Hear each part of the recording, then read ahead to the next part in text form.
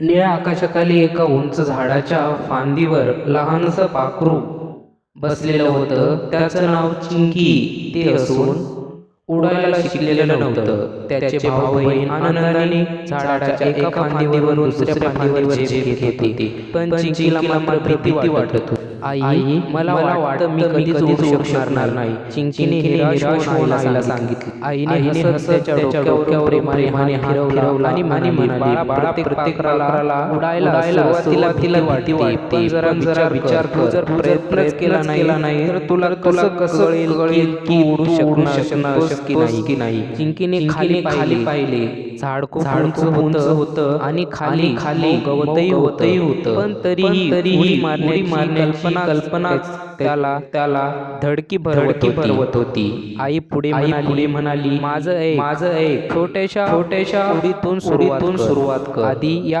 या फांदीवर उडायचा प्रयत्न कर. मी तुझ्यासोबत असेल. आईच्या शब्दांनी थोडा धीर आला. त्याने आपली छोटीशी चोच घट्ट बंद केली आणि हलवायला सुरुवात केली.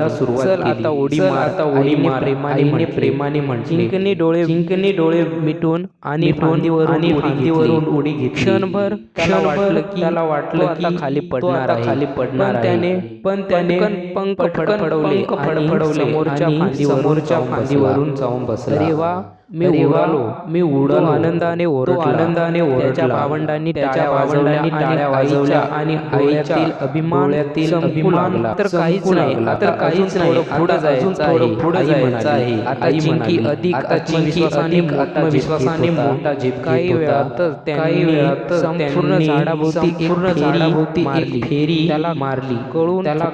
कळून की भीती ही आपल्या मनात आपण प्रयत्न केला की पसरलेला भरारी घेणं सहज शक्य होतं. चिंकीने शिकलं धैर्य आणि विश्वास काही अशक्य नाही. तुम्हाला काय वाटतं? कमेंट करून व्हिडिओ जास्तीत जास्त शेअर करा. धन्यवाद.